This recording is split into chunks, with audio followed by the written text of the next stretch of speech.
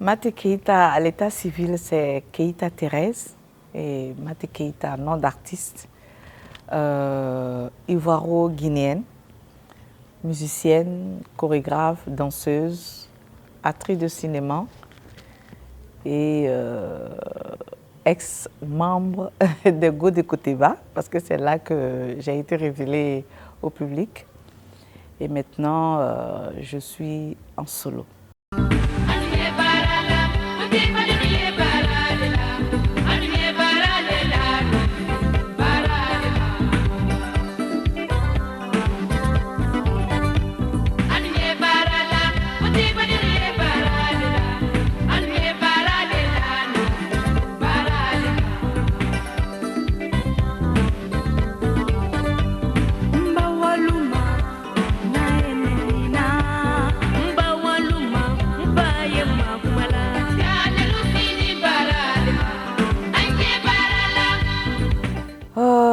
Bon, il faut dire que j'ai connu une enfance difficile. Ça fait que je n'ai pas eu la chance d'aller à l'école. Et à la suite de ça, j'ai été une enfance très renfermée parce que ça a été difficile, la séparation de mes parents et tout. Et du coup, je me suis retrouvée dans Koteba. Et c'est là-bas vraiment que, paix à son âme, mon mentor Suleiman Koli a su faire de moi l'artiste, la femme, la citoyenne que je suis aujourd'hui parce que c'était un pédagogue. Il a tout de suite compris que j'avais des problèmes de personnalité et il a vraiment travaillé sur ma personne.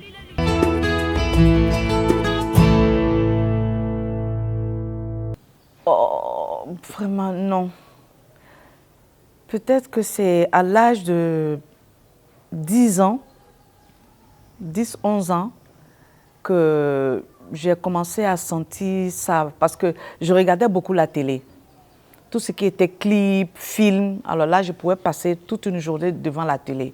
Et du coup, je crois que c'est à partir de là que j'ai commencé à sentir que j'avais ça. Que j'avais ça, mais comment? Voyant ces personnes-là s'affirmer, dire les choses et tout, je me dis, bon, c'est bien vrai, j'aime, mais est-ce que moi je pourrais? Voilà.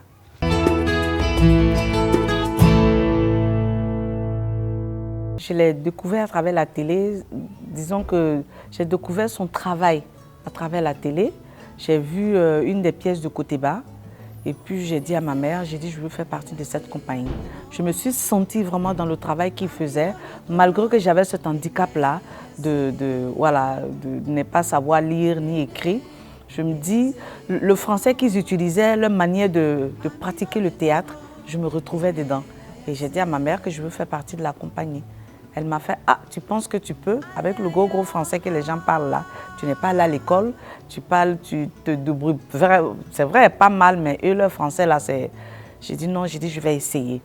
Donc la volonté étant, j'ai fait la rencontre d'un membre de l'ensemble Koteba, et puis je lui ai fait part de mon désir de rentrer au Koteba. Il m'a dit, bon, attends, nous rentrons de tournée, chaque année, on fait des recrutements, et viens et essaie, on ne sait jamais. Donc le 2 janvier 1981, plus précisément, je suis allée au Centre culturel français à Abidjan. C'est là-bas que se passait l'audition. Je suis allée passer timidement mon audition. Je n'y croyais pas trop puisque je ne croyais pas en moi-même. Et je suis rentrée. J'arrive toute triste. Ma mère fait « Ah, ça n'a pas marché ». J'ai dit non. Parce qu'il est resté, il m'a regardé, j'ai fini, je suis partie. Pas d'applaudissements, il ne m'a pas dit un mot. Donc je rentre, j'ai dit non, ça n'a pas marché. Et 2 semaines après, on m'a appelé. On m'a appelé pour dire que j'ai été retenue. Ça a été un gros ouf. En même temps, j'étais angoissée. Parce que j'ai vu le niveau qu'ils avaient. Je me disais, est-ce que je peux y arriver? Mais bon, c'était... En fait, l'homme que j'avais vu, le masque que j'avais vu, se cachait derrière un père, un éducateur.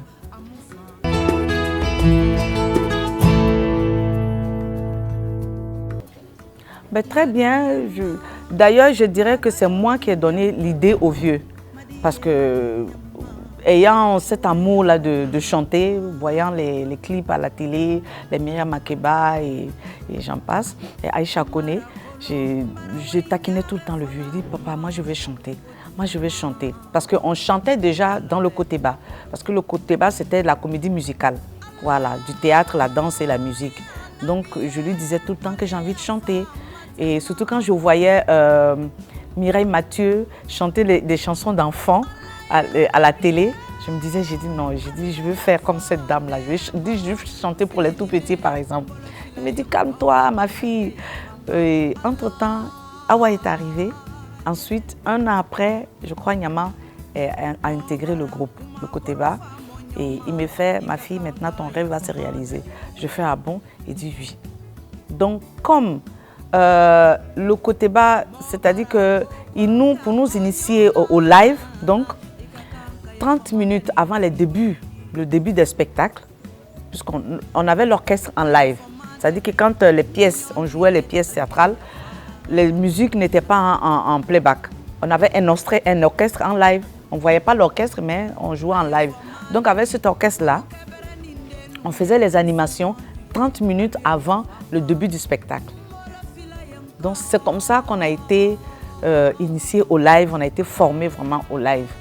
Donc, et ensuite, quand il a vu que bon, il y avait quelque chose, en 1991-95, nous sommes rentrés en studio et puis on a sorti l'album Bara. C'est en ce moment que l'appellation Les Go de Côté Bas est venue.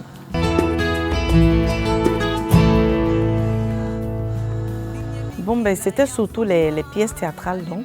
Donc il y a eu, quand moi j'arrivais, c'était déjà Didi Yako, Didi par-ci, Didi par-là.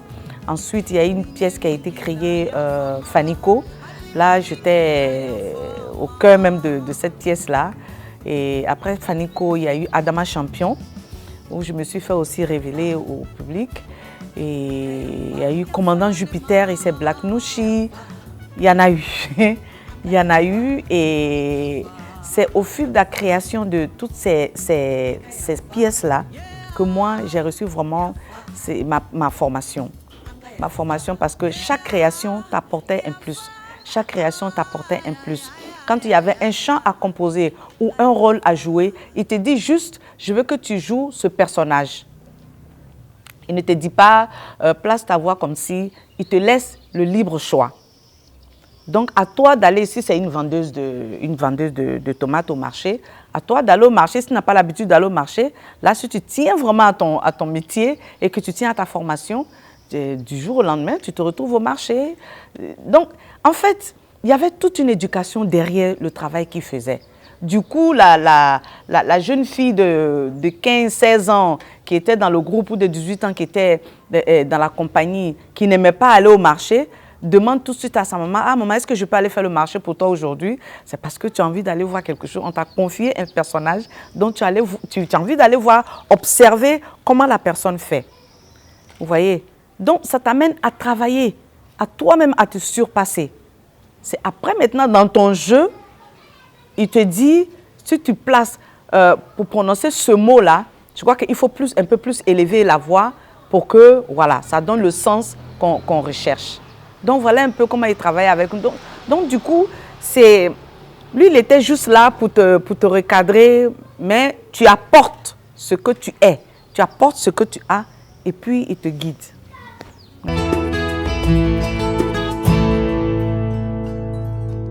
C'est compliqué. C'est compliqué. Bon, concernant les Go, pratiquement, on était déjà séparés. Parce que quand il a été appelé en Guinée par le ministre de la Culture, qui était son ami à l'époque, parce que lui aussi il est décédé, paix à son âme, Ahmed Tidiane Cissé, Awa était déjà partie. Awa était déjà partie, donc Nyama elle a été la première à se marier, elle est partie. Je suis restée avec Awa.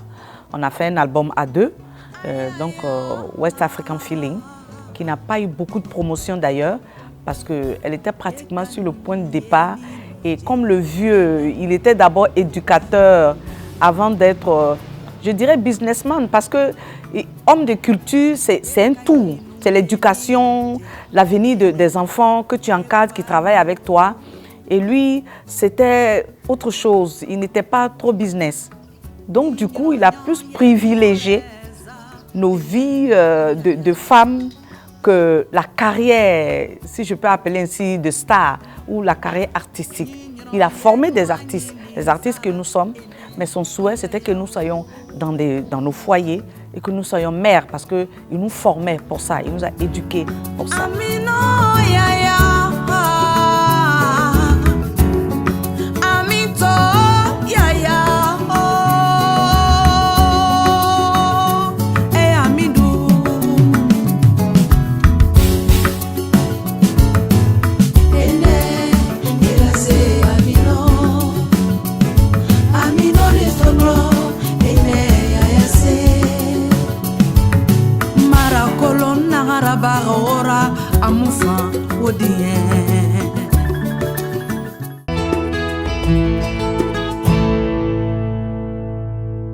Ben, je suis beaucoup dans la formation, donc c'est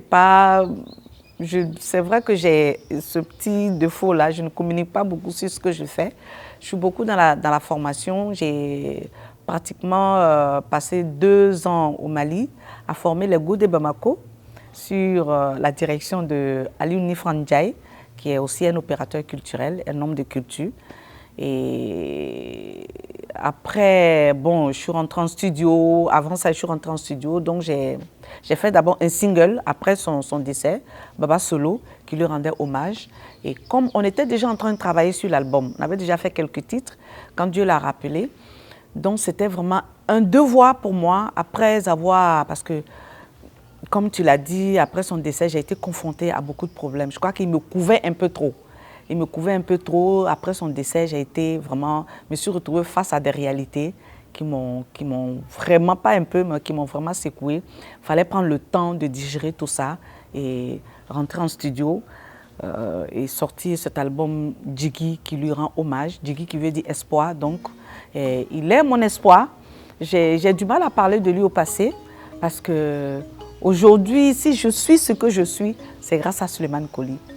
Dieu s'est servi de ma mère qui, elle, a été le canal par lequel je suis venue au monde. Mais celui qui a fait de moi la citoyenne que je suis aujourd'hui, c'est Souleymane Coly. Donc, Djigui lui rend hommage. Lui rend hommage, c'est une sorte de restitution d'une partie de ce que j'ai reçu de lui.